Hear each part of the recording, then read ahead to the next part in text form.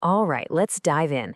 Today, we're going to map out the entire triathlete's journey, from that very first spark of inspiration all the way to the incredible power of community. We'll be pulling from the wisdom of some amazing endurance athletes and everyday triathletes to give you a kind of roadmap for your own journey, whether you're just starting out or you're a seasoned pro. Let's get to it.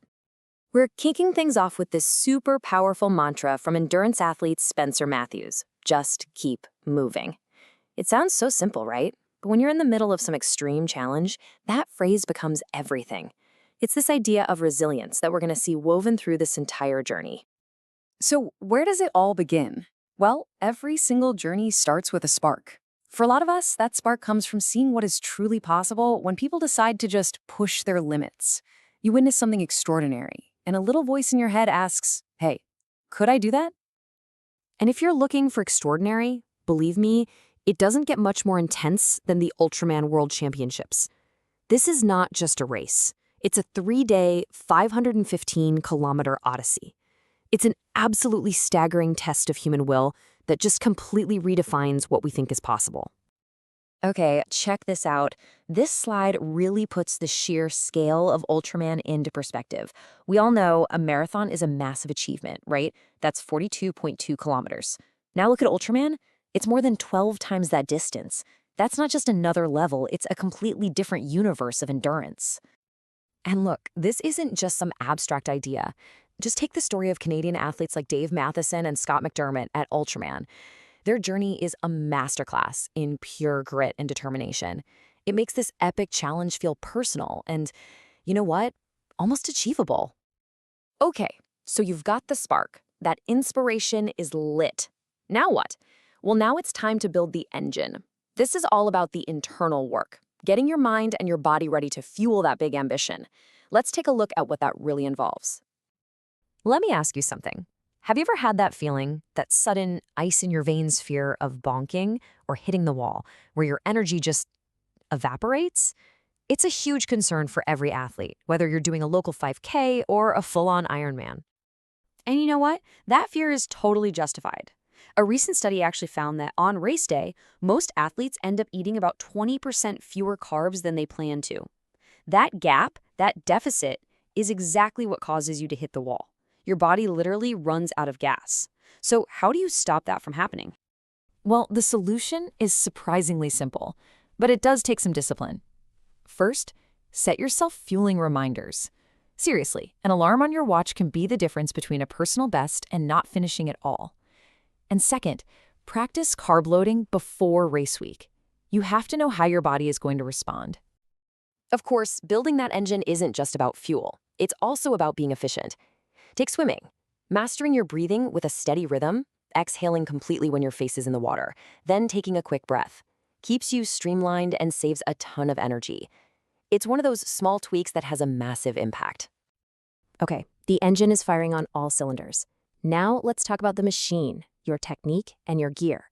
And for this, we're going to get some real practical advice by diving into some questions straight from the triathlon community. And here's a fantastic one, something I bet a lot of you have wondered about. How do I improve my aero position without a professional bike fit? This is such a common problem because those pro fits can be pricey or just hard to find.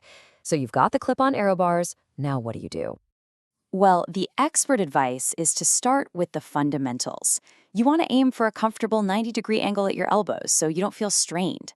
The goal is to get your torso as flat, as parallel to the ground as you can, to just slice right through the wind. But remember, the real key is making small, gradual adjustments and seeing how they feel. And I love this tip from someone in the community. Alex suggests recording yourself on short rides. It's like a DIY bike fit.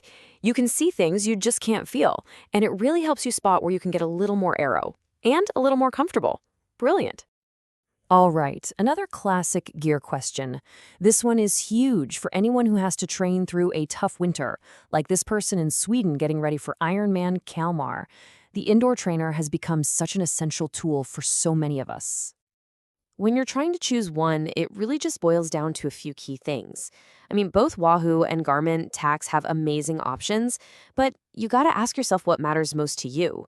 How well does it play with your favorite training app? How loud is it gonna be? And of course, what's your budget? And this is why hearing directly from people in the same boat is so helpful. Anna from Stockholm got the Wahoo Kicker Core and calls it a game changer. That kind of real-world feedback is just priceless when you're trying to make a decision. You know, that comment leads us perfectly into our final piece of the journey. And honestly, it might be the most important one. We're going to borrow that beautiful Hawaiian word from the Ultraman profile, Ohana. It means family. And in triathlon, the power of your community, your Ohana, that's what fuels everything else. I mean, if you really want to see community in action, you have to look at Challenge Roth in Germany. It's been voted Race of the Year for 14 years straight, and there's a reason for that. The entire town comes out to support the athletes, and it creates this electric atmosphere that just shows you what makes a race truly legendary. But here's the thing, that kind of community support isn't a given.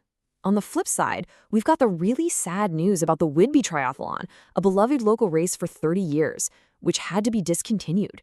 It's just a stark reminder that these events we love are fragile, and they really do rely on our support to survive. So let's bring it all together. We've seen the spark of inspiration. We've talked about the work it takes to build the engine, the details of fine-tuning the machine, and the incredible power of the community.